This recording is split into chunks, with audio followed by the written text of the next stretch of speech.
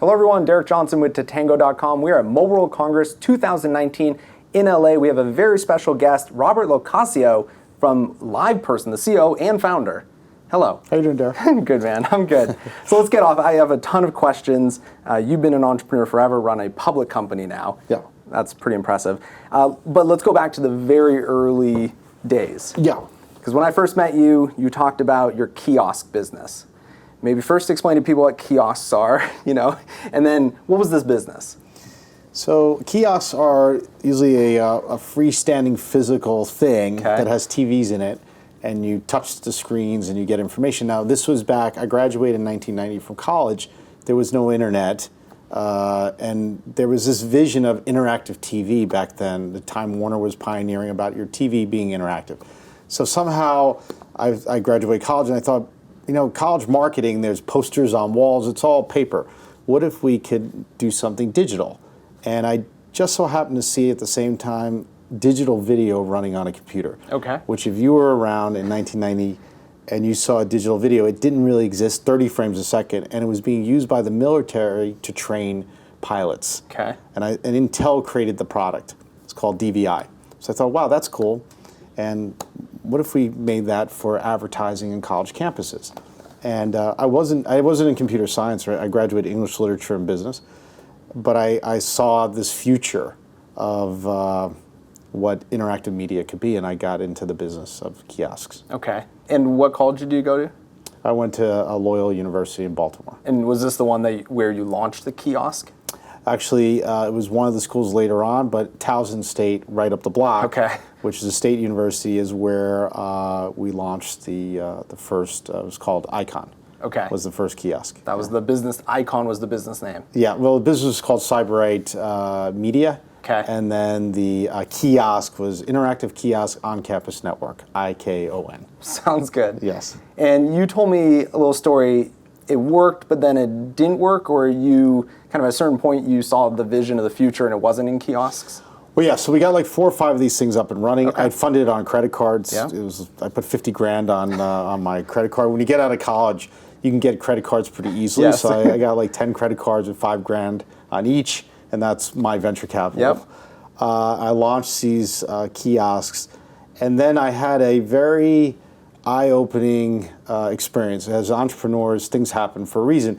Well, we were launching NYU, which was like the crown jewel. Massive, yeah. Right. And it was right on Washington Square Park. And I had Capitol Records as one of my advertisers, and they were advertising videos and stuff like that. And they had this artist, D'Angelo, who was big. I remember, D'Angelo. Yeah. So he came and played a acoustic set in front of the kiosk at NYU, and there was that's pretty massive. It was massive, like thousands of kids around this kiosk. And I was like, man, I made it, D'Angelo, that's when you know you made it. And I got a phone call, I remember, from Northwest Airlines, which was an airline back then, and the head of college marketing.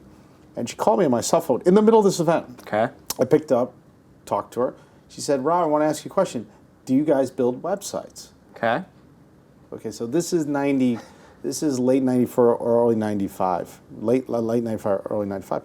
And I said, sure. Yeah, as an entrepreneur. As an entrepreneur, we say yes to whatever. Yeah, I don't even know what that is. But. And I'd seen the internet in '93. I saw the web in '93, and I thought it was a joke because we were doing digital video. Back then, it was links on a web page, not even pictures. And I said, yeah, we could do it. She said, because she ran college marketing for them. She said, because we think this is the future.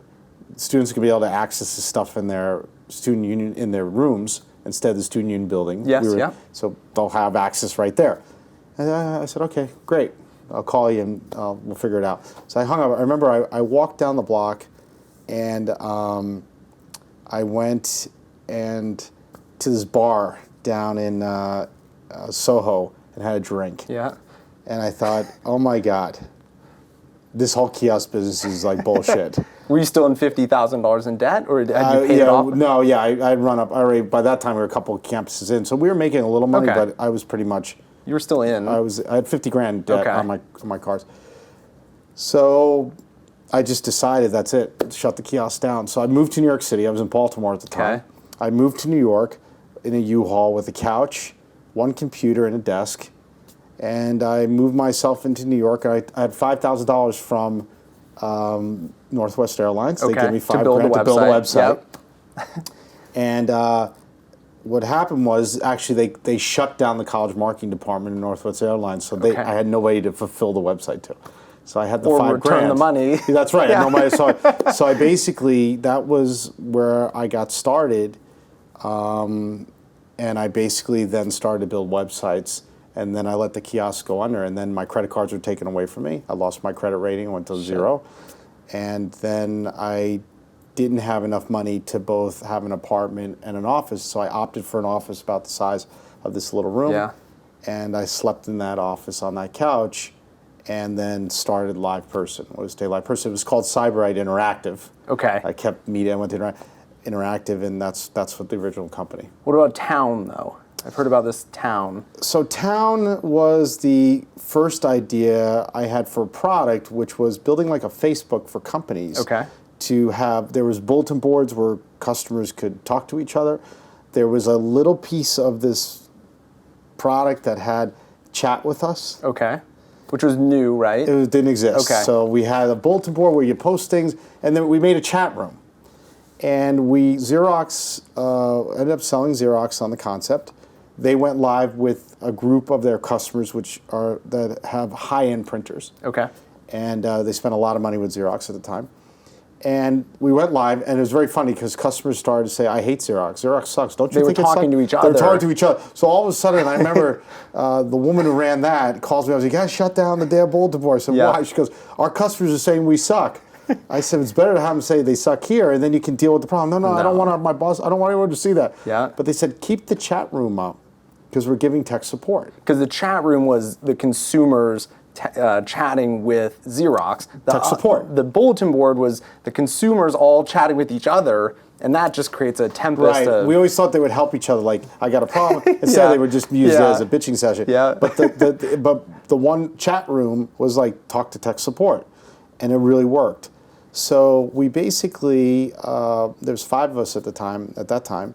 We decided to go for it, and it was very interesting because at that time we had one customer that accounted for 70% of our revenues. Okay. And it was called Sensual Source, and it was a guy who was selling erotic products to women, very focused on women. He was a big executive of Macy's, and he made this beautiful website and sold these products.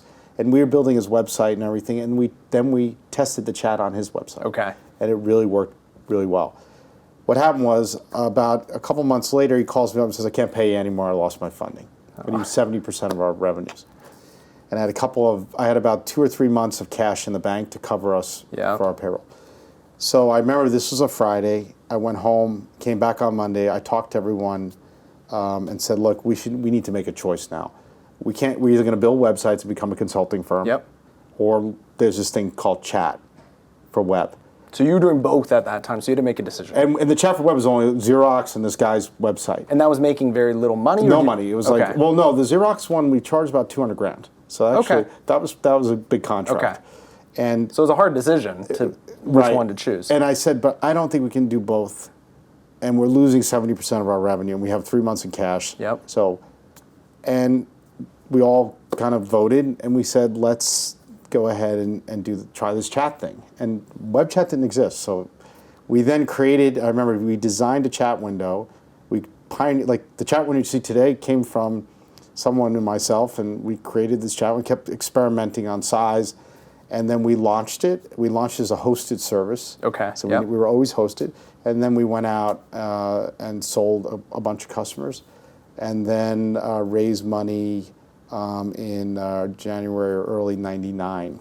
And when you made the decision, you were at about 5 employees? Yeah, we were 5. Okay. And almost... We cut our salaries in half, by the way. I was making, I think, $20,000, so I was then cut it to 10. My lead developer was making probably 30, cut to 15. I mean, we just, because we knew we needed more than 3 months of cash. Yeah. We need at least 6 months of cash. Were you technically like a SaaS product then, or was it a different kind of business model? We were SaaS. So before SaaS was a thing. There's no SaaS. Yeah, so exactly. Really, we were SaaS. I'll tell you, one of the reasons we did SaaS is that there was a kernel of the code that wasn't ours. Okay. It was an off-the-shelf product that we bundled in, and we were using that. And one of the reasons we thought we can't sell this as an enterprise software is because part of the code is You're using somebody else's and it was code. like a $5 code product. Now that's so and normal. We're bundling it right. Yeah. Back then it wasn't like open source. Yeah. And so we said we're going to have to host it, and we were hosting it over an ISDN line. So it was very funny. I mean, we had a server in the office, a little Spark station, and that was our server. And that's how we started as a cloud SaaS company. That's insane. And that was 1999. Then I raised $40 million in capital in 12 months, and took the company public. 12 months after that. Yeah. So we went public 12 months after. We think about we went public April 7th of 2000. We raised our money around January, February of 99. We were 5 people. We went to 180 people, and we went out public within a year. So we went from like nothing to a public company on $2 million in revenues. $2 million. That's unheard of nowadays, right? Unless you're doing some weird... You can't do that. You can't do it. Like it was just different times, right? Well, the .com, people were going public as long as you had an idea. Like there was paint.com and desk.com and water.com. Anything you threw a .com on, they would try to get you public. I remember we went public with H&Q, which is really reputable. H&Q at that time, it was an honor to go out with them. They were our lead banker, Tommy Weisel and Payne Weber, because they took out I think Apple and Microsoft. I mean, they were the big banker, Oracle.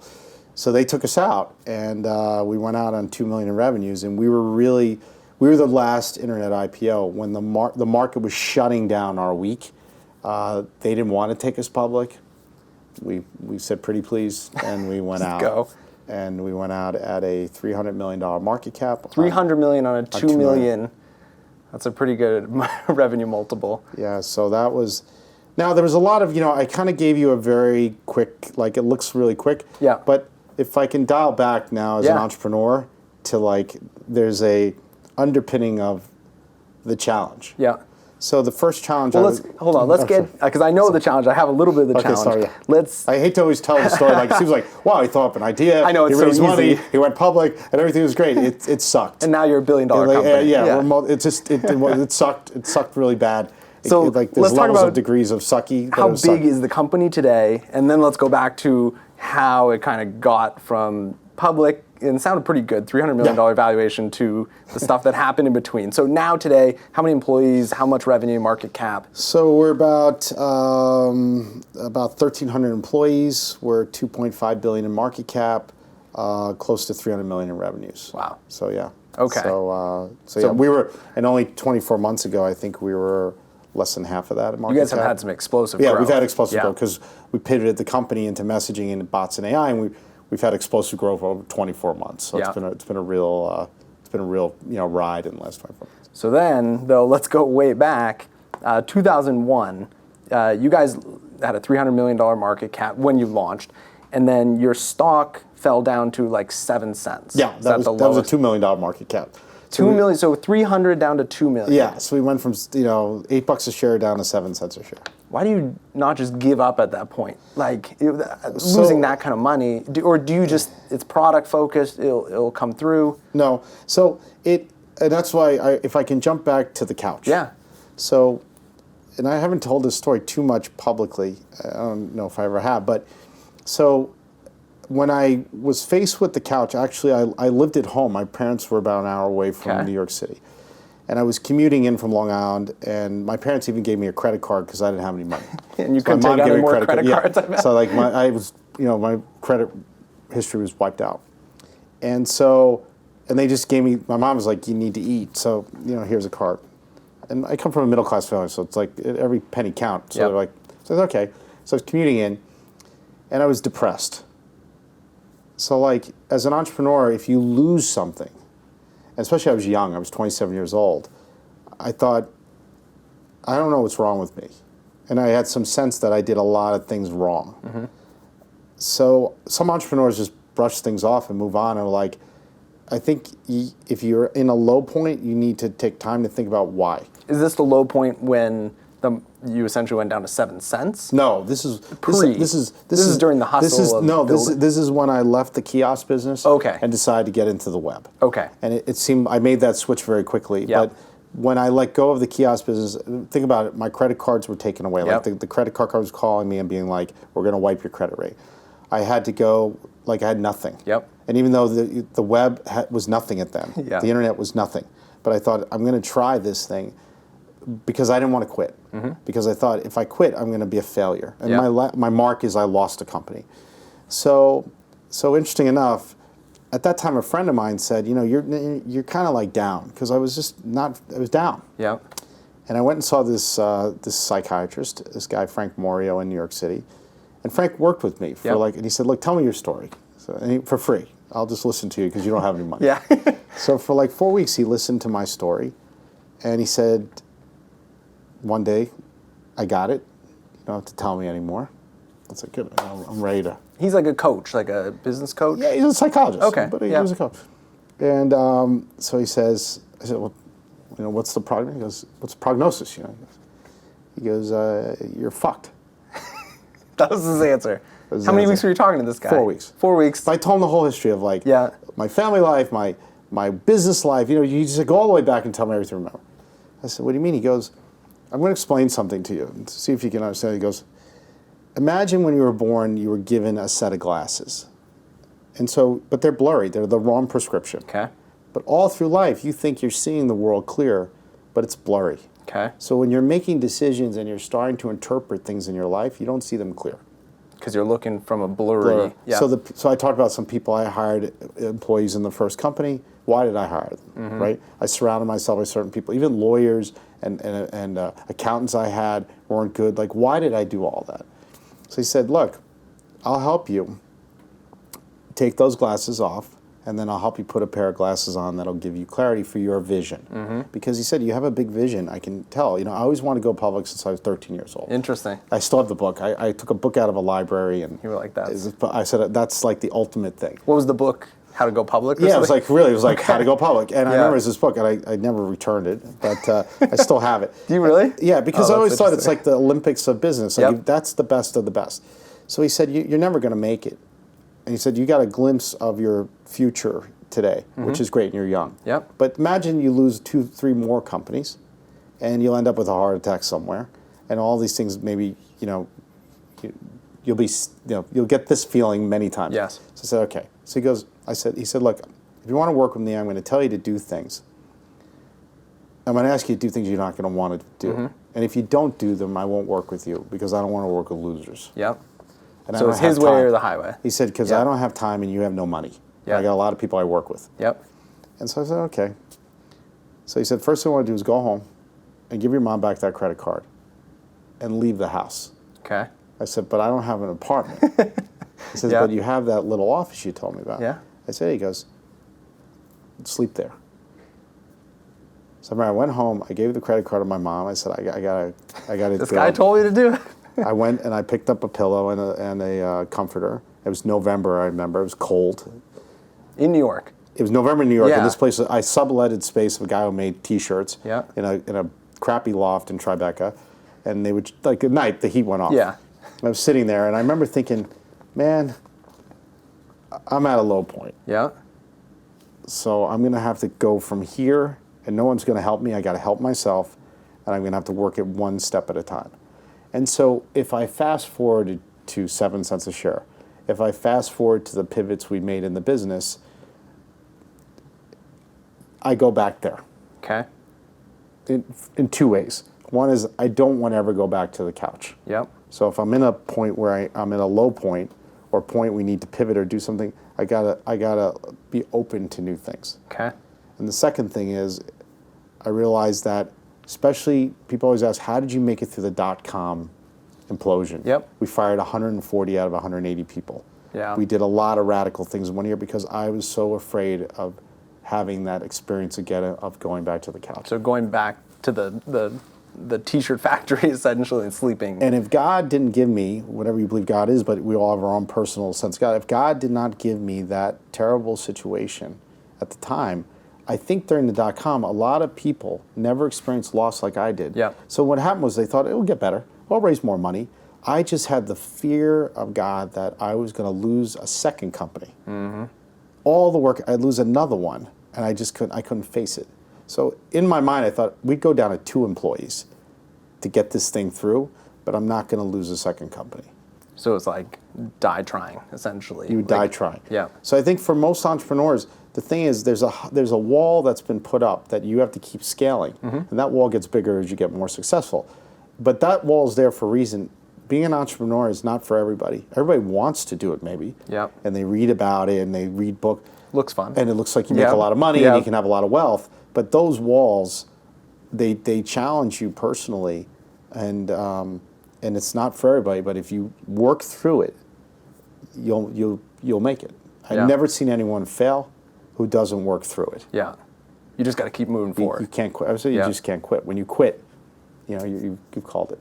And you gave that guy some stock too, right? Yeah. So after I went public, then because I couldn't pay him during the time, so I remember I called him up before I was going public and said, Frank, I'm going public. He says, I was in the newspaper at the time. He said, I've been watching you. He's just waiting for that call. Because he only worked with me for 2 years. Okay. And after 2 years, he said, you're good to go. You don't need me anymore. Just go on. And so so I was able to pay him in some stock. And he's still a psychologist. Yeah, it's funny. He wrote a book, right? Yeah, he wrote a book. He wrote this wonderful book that he put out about, I think, 7 or 8 years ago, about some of the stories of people he's coached. Were you in that? Now people are going to look. Okay, we'll cut that out. Yeah, exactly. But I'll tell you, he opens up the book with a woman named Connie, who is, he works with people at the end of their life. Okay. And cancer patients and stuff. And she never fulfilled her dreams. She never got married. She had this life. She lived with her mom. She just felt like now it's over. And he helped coach her through her death, to take control of her death. And the moral in that is, like, it's really sad that the only time you take control of yourself is at the end of life. Yeah. It's too late. Yeah. So that's his opener of the book. Interesting. Yeah. He doesn't really work with many people anymore, but he's kind of like, but he does a lot of cool stuff. The interesting thing he told me too was, I also was going to a shelter, and I'd go and work in a homeless shelter, and I'd sleep in there. I thought you were in a shelter. I was like, man, it got worse even for you. No, but he's I'd go work in a homeless shelter and sleep there 1 day a week or stuff, and like once a month I'd go at St. Bart's Church on Park Avenue, and the reason he said is that your life's great. Yeah. Even if it's 7 cents a share. Whatever. No, it wasn't. This is when I was on the couch sleeping on the couch. Okay. So no, still it's great. So he said, you're on a couch. Don't feel sorry for yourself. Go to a homeless shelter and start to experience. You'll see other people in the world and listen to their stories. Yep. And you'll see you'll be okay, and then you can help. And you should help people even if you're on a couch. Yep. You should be in service of people, because people need your help regardless. Yeah. So don't feel sorry for yourself. That's very like Tony Robbins. Give your last dollar. It always will be returned somehow. Yeah. You can't. You have to be in service of others if you're going to be a leader. Yep. That's the number one rule. You have to be in service of people to be a leader. Interesting. Okay, so fast forward-ish, you launch, success. Was it just like launching a $300 million IPO must just feel amazing. Yeah. And you're in New York too. Yeah. It's like the ultimate place to launch an IPO and were you a bachelor at that time, or were you? I was dating somebody at the time. You were dating, okay. Yeah. That's a pretty good feeling. Did you splurge on anything, or was it just 100% work? I never got to taste the IPO. Okay. I never. Oh, because you were locked in?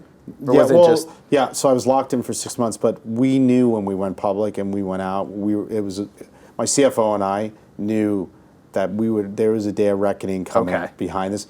I remember we celebrated. I opened NASDAQ on, I think it was the 11th of April, but we went back to the office, and I just don't remember.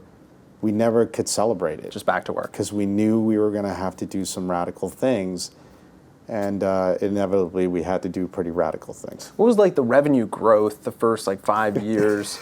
Yeah. Most SaaS companies, they double every year. Were you guys just bouncing around or what? In the dot-com era, we were doubling revenues every other hour. Really? It was that was the thing, because what made it a bubble is that I think it was 60 or 70% of our customers were dot-coms. So we were all buying from each other.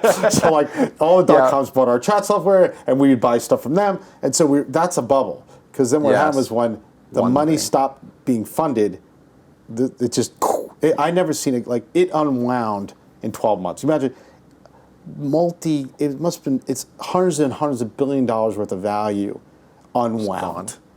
Just unwound in 12 months. Yeah. And we were in the middle of it, and I was like, this is bad. What was it at, and then what did it go to? Well, it was at around 2 million, and then it dipped, I think, down to 1.7 million, because what I did is we did the restructuring, fired 140 out of 180 people, 100 in one day. 101 day. In one day, we put everyone in the room, and we fired 100 people, and then there was like 40 people left. Yep. And then we had 40 people in Israel at the time, because I bought a company in Israel because our technology was really expensive, and I bought this company because theirs was cheap, and they had chat also. They were running it cheaply, like new technology. They were like 2 years behind me, but because they were behind us, they got the benefit of 2 years of non-legacy, and 2 years in that world back then was really a lot of different technologies came on, from Java to everything else. Was it true, like, you guys were at gross margins of -40? Yeah, so actually, this in the Financial Times last week, I wrote an op-ed piece about it. So yeah, about WeWork and what's happening now, and how it kind of brought back memories. Unit economics. Unit economics were bad. So we were, we had a negative 40% gross margin. So basically, for every dollar we made, we lost $1.40 just to start. Sounds like a lot of businesses nowadays, though. Yeah. And this was my thing with WeWork and everything that's going on is the unit economics. Like, our gross margins now are in the 70, 75, 74. Like, it's if your gross margins are not positive, it's pretty hard to make money. The business model doesn't. Yeah, I think it's pretty impossible. Yeah. But I tell about the story where Highland Capital, this big venture capital firm, invited all of its CEOs up before 2001 holiday season, and eToys, Toby Lank, gave a presentation about how he was going to spend all of his money on the holiday season, and he just raised on advertising. On advertising. And he was the biggest of all of us. We're like, wow. I was like, he's $100 million, he's going to blow it out. I wish I could do that. So right up after him, they had the CEO of Barnes & Noble, and Leonard Reggio. I think it's Reggio's his last name, but Leonard said, first of all, we didn't know why he's there. Yeah. Highland had some money in him or something like that. And they said, what are you going to do to fight off the dot-coms? And he goes, I'm going to get Toby to spend all of his money. Yeah. So we're all like scratching our head. People are like, well, why? He goes, I looked at his financial statements. He's got negative gross margins. It's going to put him out of business faster. So if he spends all that money, he'll go bankrupt probably by February. And I remember we were all like turned pale. You're like, oh. I called my CFO, and he said, we got negative 40% gross margins. I go, oh my God. How did I forget business? Yeah. I forgot the basics of business. Yeah. Because like now, raising capital made us feel like we were successful. Yep. And that's what you're feeling in these companies, these unicorns, they're raising a lot of capital. If I raised $1 billion, you feel like I made $1 billion in sales. Yep. That's harder than raising that money. But we got lost. And then we got found quickly. So it's definitely been like would you consider it almost a roller coaster? Like, there's been a lot of ups and downs. It hasn't just been one down, then an up. It's been a rough go up until the last, few years. No, we had a good run. We had a run from 2007 to about 2011. Okay. Then that's when I started the pivot into what we're doing today. But yeah, we had a pretty good run where we invented this thing called proactive chat. We had a pretty good run from about 10, 15 million to 100 million within 5 years or so. So 2011, you're at like 100 million? About 100 million, yeah. And then what happens? And then I realized that chat is not going to take us to the promised land of digitizing communications. Chat on the website. Chat on the website. Okay. So I started to think about other things and found my way to mobile messaging and thought, well, we're all messaging our friends and family. What if we could build a platform that would align to that consumer behavior? Okay. And then we started to build the technology we started 2013 or so. It took about 2 years or so to I was figuring the way. 2013, we released it in 2016. Okay. The platform was called Live Engage. Okay. And we released it with T-Mobile. Was there any hiccups during that period in terms, did the market understand what you were doing, or? Yeah, no, because we didn't say anything except I cut earnings in half. Okay, because you were investing. We're investing. Is that why? I said we need to cut earnings, and we're going to invest in this whole new platform. Okay. And we didn't really give much insight into it because of competitive things and because we're public. Yep. And but it's hard for shareholders to take that extreme change, and I don't blame them. And so a lot of shareholders, and they were with us all the way to that ride, maybe 5 years or so. They were like, I don't know why you're doing this, and we said, well, we'll figure it out. Yeah. And then we went kind of radio silent for a couple of years as we were building a platform, and then we came out of nowhere launching it. With the mobile. With mobile and messaging, and we launched with T-Mobile, and then it was like, wow. And when you say you launched with T-Mobile, you were handling like their customer support? Yeah, customer Okay. support. And they were a great they were a really good launch customer because they had a vision like we did. And actually I approached them, I approached Mike Sievert, who's their CMO now, he's their COO.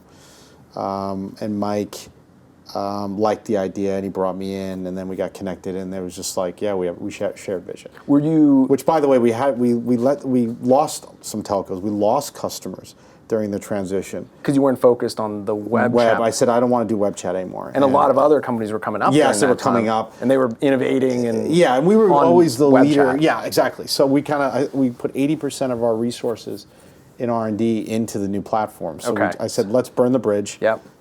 Which, if you know the story, it was the Roman, burn the bridge is a Roman thing where they used to take the, troops over the bridge of a gully, and then they would burn it couldn't go back. so nobody could go back. Yep. I said, we're going to do the same thing. And we then built the platform, we launched it, then we had to migrate all of our customers onto it. That's hard. We were down at I think an 80% retention rate, which is very dangerous in recurring revenue. Like your attrition rates are going in very high. And so funny enough, if you're a shareholder looking in, or you're even a competitor looking in, it looks like we're getting killed. Yes, yeah. But I knew we were in control of it. We were basically disrupting ourselves. Yep. Which nobody does most of the time. Right. But it looked like somebody must be disrupting you. Yep. But we were disrupting ourselves. So if you looked outside, like, oh my guys are losing customers. Like, what are they doing over there? Employees, they're firing, and people are leaving. I mean, it was a mess. It looks like a mess, but I never felt like we were out of control. And we had a model that we were generating cash. Yeah. So all the way through the transition, we were generating cash. You were just putting it all into the new R&D. No, we were putting most of it in. Yeah. We still generate. I want to make sure we were positive cash flow. We at that point we never raised cash. We went from the IPO to that point on our own hands. Wow. So I never raised another dime of capital up to that point, and so I felt like we were in control. We'll get through it. Let's just get through it. Did you really, at any point were you like, this is crazy, we should just go back to web chat? Or were you just 100% in on mobile? When you burn the bridge... Okay, yeah, I guess you can't burn go the back. bridge. And how do you mean burn the bridge? You just stop developing on it. So when you stop developing on it and you do it for more than a year or so, going back's kind of hard. Yeah. And plus you got the whole team focused on the new platform. And then we need to build a new platform because the old platform was really old. Yeah. And it was for synchronous chat. And asynchronous mobile is very different than web chat. Web chat, chat one is open for like 6 to 8 minutes. It shuts down, person comes back. Yeah. Asynchronous, like the consumer's always connected to the brand and the customer support rep. They can come back at any time. So managing that always open, it was so radically different that I knew we need to build, and we need to build an open platform.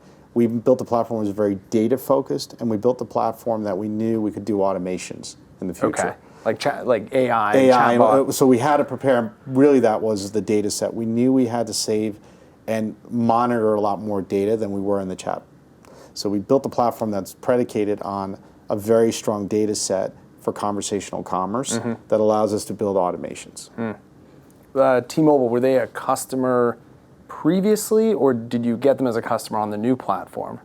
They were a chat customer, but they canceled somewhere through the transition. But then, and then they came back. Then we replaced the company that took us out. Because you were doing all of it at which that is point. Very interesting because I think they thought that they had beaten us. Company that... And we traded another customer with them. We lost a telco, and they picked up that telco. But we picked up the crown jewel because T-Mobile had a vision, and the other one didn't at the time. But T-Mobile had this really big vision, and we ended up connecting with a guy, Robert Gary, internally, who was running our program. He had a vision. And him and I just became really good friends through the process because sometimes you just catch customers, they're not customers. They're just meant to be on your journey. So the moral in that story is sometimes you got to let go of customers. Yep. You don't want to, but we shed a bunch, but we picked a bunch up. And funny enough, we've gone back now and picked up most of the guys. Most of the customers we lost through transition, we picked up. And the consumers, this vision for T-Mobile, what was it like? As a consumer, could I chat with you? I don't know, in app, what were you providing to T-Mobile that was so revolutionary? Yeah, so there was no endpoints at the time, so we didn't have Apple Business Chat, Facebook Messenger, or anything. So we built an SDK that went inside their app, and we launched it. And I remember we launched it inside only the iOS apps. They pushed it out. They pushed out a new version of their iOS app to their iOS customers. Didn't tell anyone about it. This little chat icon, messaging icon. In the app, the mobile app. In the mobile app. Okay. In the T-Mobile Care app. Yep. And all of a sudden, I remember we launched it, and they had about 60 people in the contact center in Wichita, Kansas. And we didn't think anything was going to happen. Yeah. We thought nobody's going to be messaging because they didn't even promote it. Yep. Boom. Just people start chatting. I mean, the reps were all crazy. Yeah. And I remember we were all on a conference call, and I remember Rob Gary said, we scratched an itch. Yep. We definitely scratched an itch with this thing. We've proven that people want it, and we didn't even know that. Now we need to operationalize it.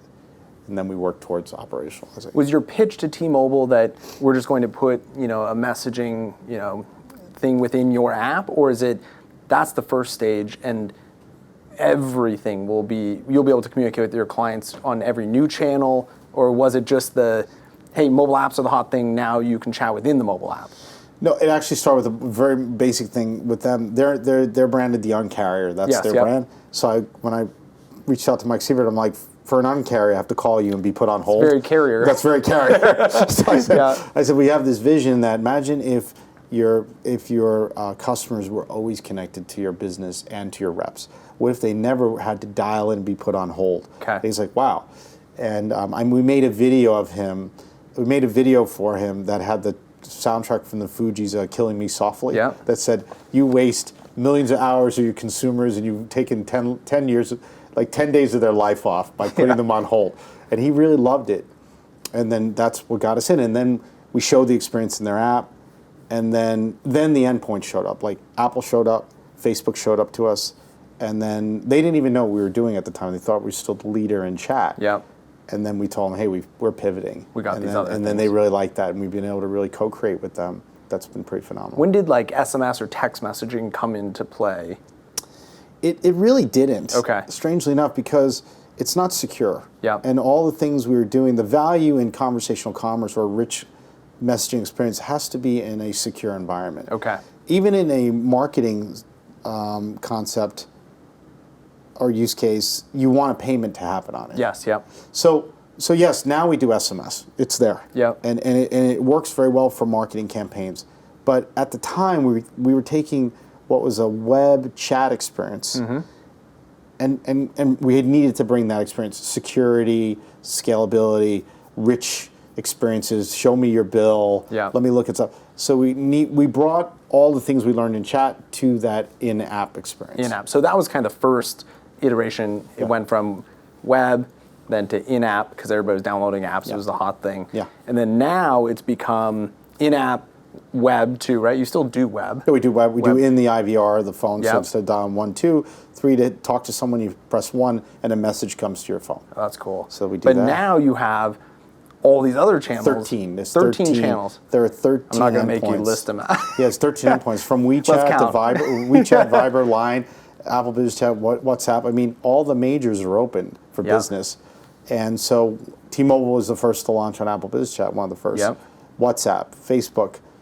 They pretty much take every endpoint. This new Apple Chat Suggest, when you dial a phone number, they were the first to do that. So they've always been on the forefront. Home Depot's another one that's been on the forefront in going live with the new front end.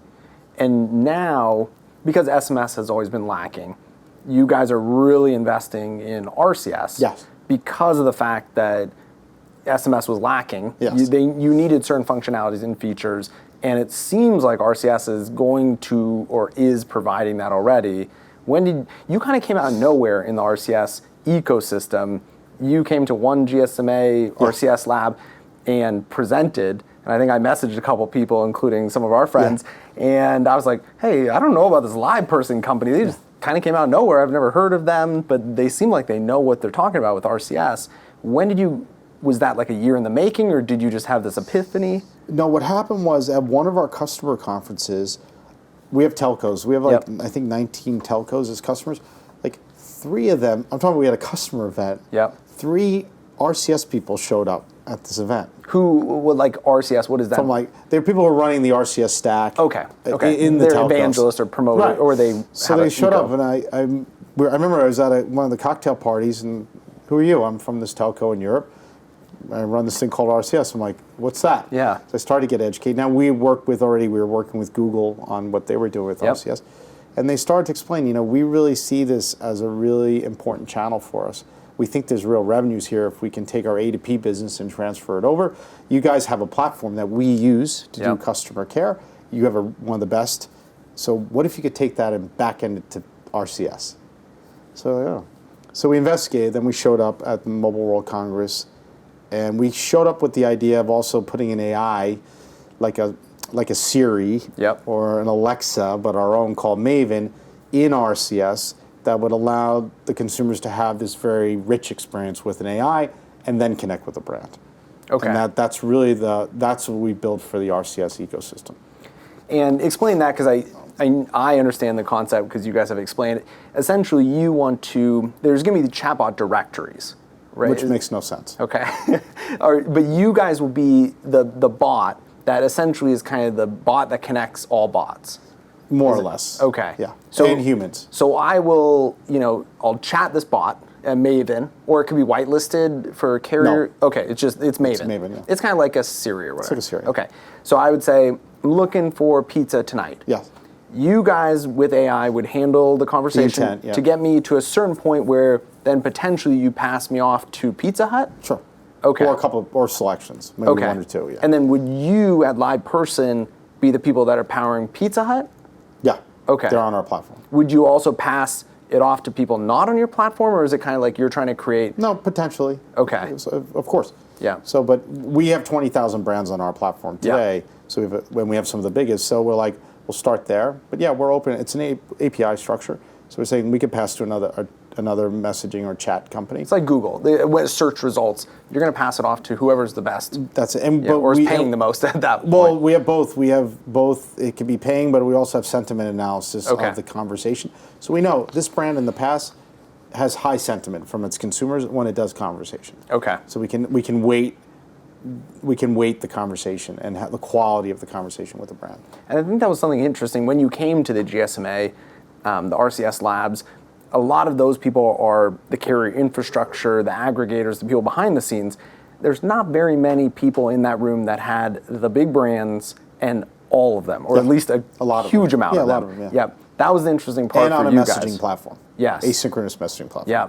So we're coming with what they want to do, and we can supply that into RCS like we've done for Apple Business Chat, like we've done for WhatsApp and Facebook. We have a lot of brands in these areas. So that's really the proposition of RCS. Now, we just launched Maven for last week in the UK on Google Guest Cloud. Okay. And so we're actually onboarding consumers as we speak, and we're working through it. And connecting that to all the brands that are building. We launched 160 brands in that market, just to start. Yeah, so that's in Europe. Just in UK, not Europe. Just want to do UK. Okay. We took 160 out of our couple hundred brands in the UK, and we launched 160 of them. So we're working through it as we speak. My mom wanted me to ask you this question. When do you think the chatbots will be better than the humans managing the chatbots? So when will AI essentially be a better experience? Because you go on to Delta or Alaska, whatever airline it is, and you're usually talking to an AI for a certain amount of time, and then it kicks you to maybe a real person. When is that experience going to be so much better than a human that I want to chat with an AI bot rather than a human person? Or is that ever going to happen? Yeah, it'll happen. I don't think it's going to happen the way we think it'll happen. I don't think it's about an AI becoming better, smarter, because it's really, we have rich data sets, and we can capture an intent and process it. Even in our case, we can say, like, what's the best way to pay your bill at a credit card company? And but there's a lot of intricacies to it. And I think actually we may want to work towards more of a structured conversation that consumers have to learn in order to talk to the machine versus the machine learning everything about the human. Interesting. It's not about a bigger, better brain of AI or machine learning. I think it's not going to be solved the way we're trying to solve it. Okay. What's next for LivePerson? Next 5 years? What's coming up? Or what's on the horizon? I fundamentally believe there's going to be a winner in conversational commerce. Okay. I think there'll be a Google or Facebook, and they actually want to move into that area. And when you say conversational commerce, let me explain what. So there are today in the world about 265 billion conversations that happen between consumers and brands, mostly in contact centers. Okay. Talk about the structured contact center. That's about $1.2 trillion is spent on those conversations. Like a big telco spends over $1 billion handling phone calls. These are analog conversations. Yep. So global advertising is $500 billion. Okay. Half of that is between Google and Facebook. Yes. Yep. $2 trillion is e-commerce globally, and right smack in the middle is $1.2 trillion in analog phone calls. And this is why I pivoted the company. Yep. Okay. Because those analog phone calls, those conversations are going to have to be moved to a digital framework, which is what we're talking about here. Now, it could be by voice. I'm talking to like an Alexa type thing, or I'm texting, fine. It doesn't really matter for you. We don't care. We'll do both.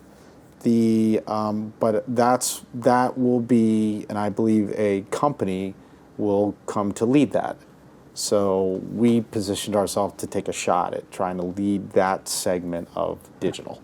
That's cool. Which I think, the way we're going about it, I think, is trying to understand what went wrong with the web between security and privacy and the things we see, and making sure that that does not come into the conversational commerce frame. The thing I'm most excited about is that messaging, as you know, you can't, because of TCPA and everything, I can't just blast you. Yeah, it's still a clean channel. Clean. Yeah. It's clean.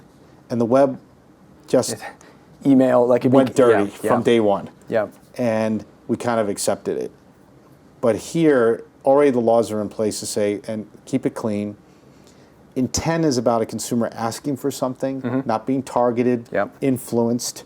Like targeting and influence, I don't think has a place inside of this world. This world is about, I'm fulfilling your intention. Yes, yeah. Which is a much more aligned to what consumers need. And maybe we can cure a lot of the problems we're having today. Interesting. Because no one's going to regulate technology. What about, so switching back to kind of the entrepreneurial stuff, last question. Advice for entrepreneurs. Because I've seen you doing some videos, just kind of off the cuff giving some advice. You've been through it all. You're seeing the craziness that is WeWork. I think today just SoftBank is now taking it over. It's just getting $7-8 billion. Yeah, it's getting insane.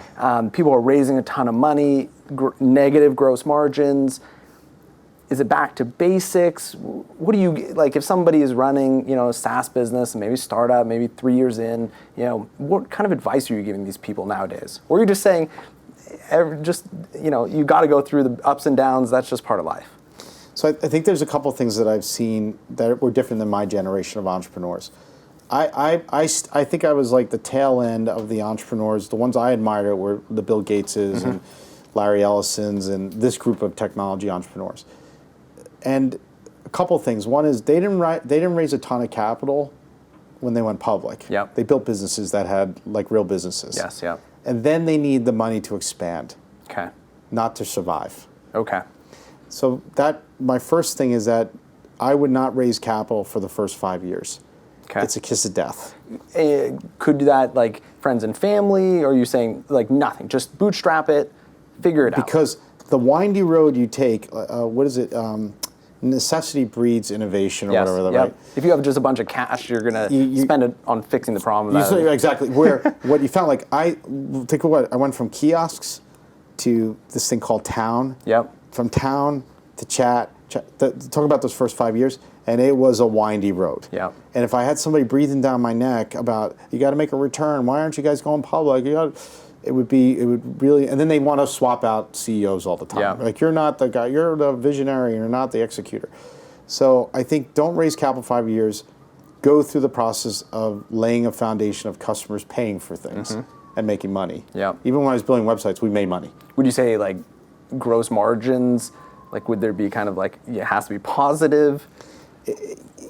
You know, it's not a hard and fast rule, but yes. Okay. Like, you know, obviously you spend more on sales and marketing and maybe R&D, but gross margin is basically the cost of your service if you didn't sell another unit of your service. Yeah. Which in our case is our actual physical infrastructure, our hosted environments, and our customer care people, and some implementation. That's a very thin layer of people, so your gross margin should look good. Yeah.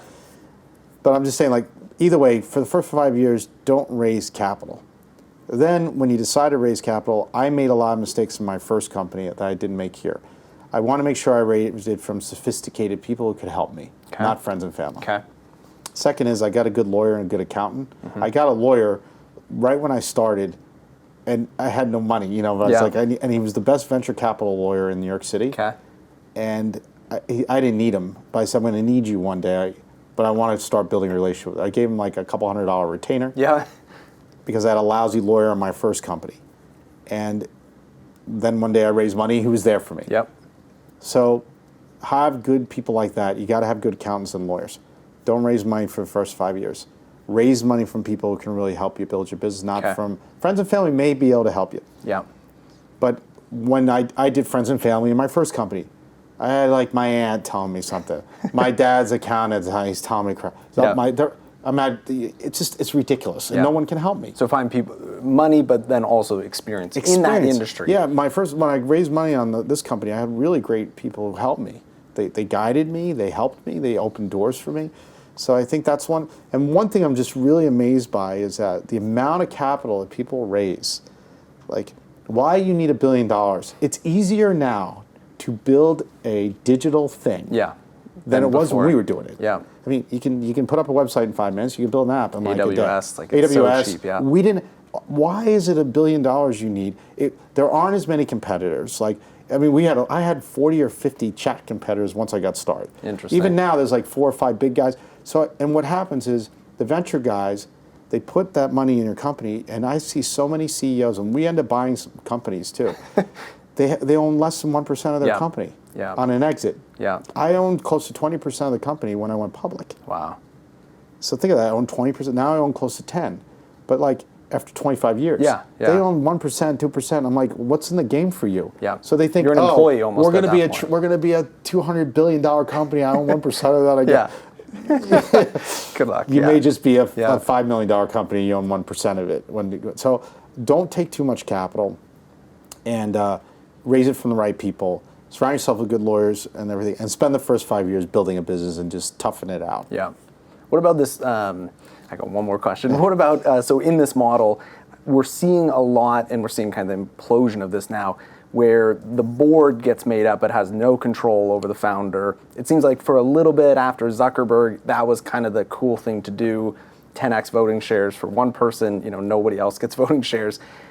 What is a board? I know because you obviously have a public board and you went public with that board. Well, we're on the third board. I've had 3 different boards through our history. How valuable, I've heard from a ton of experienced entrepreneurs, they're like, board is everything. How valuable is a board for younger entrepreneurs? Look, even for me, my board, they are very active in the company, as in they're out selling. We have board members who are out, they're at conferences selling. We require that our board members are engaged with our key people in the company, and they really want to help, and we've got a really great group of board members today. So I think it's important that they're engaged in helping you build, no matter how big you are. Yeah. Having a big board where people just come in every quarter and they rubber stamp stuff, you don't want that. The other thing is I've been against founders having these special rights. I have common. Yep. So I had preferred that got converted to common like everyone else when we went public. Because I think it can be dangerous. And look, I've lasted now, I'm on my 20th year, I'll be going on 20 years next year, it'll be my 20th anniversary running a public company. That's great. And you're like one of the top, like the longest CEO at a public company. There's like Jeff Bezos is around, we're about the same time. It's a pretty good company to keep. Yeah, I mean, he's obviously, he's much bigger than we are. But I never say I never compare myself to other entrepreneurs. Our time has come. Mm-hmm. I waited 20 years to come here. We waited for conversational commerce, and we had to build the company and lay all the foundations to make a hard pivot, to go after it, to be at this conference and have respect. And people like these guys have done it. Like that was 20 years, 25 years of work. So like, yeah, we're not today yet that big, but at least we can see it. And so, yeah, I think you just got to stick it out. And I never worked for money. I worked for a vision that we could digitize conversations between brands and consumers. And that's what we're on today. So it's an exciting time. I do have a secret that I do. It's like every time we're about to pivot, I kind of fire myself mentally from the company. I always do everything on a Friday and come back on Monday. And I come back as a new CEO. Okay. And I require myself to take the strategic plan now and think of it like I'm the new guy with the new plan. And now I got to look at my leadership team and everything we're doing against the plan. Yep. Like the board hired me. That's your job. Because what normally happens is that the board will fire a CEO. Yep. And the average life of one in public now is 5 years. And they replace you with somebody who could do the right work. Execute on the new plan. On the new plan. And technology, pretty much we have 5-year plans. Yep. So it's like, you got to come back.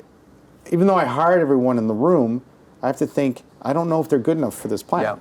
So I'm the new guy. I've been hired. Yeah. So it's good to mentally look through the lens of being new. Interesting. And that's kind of a way I've been able to last for so long.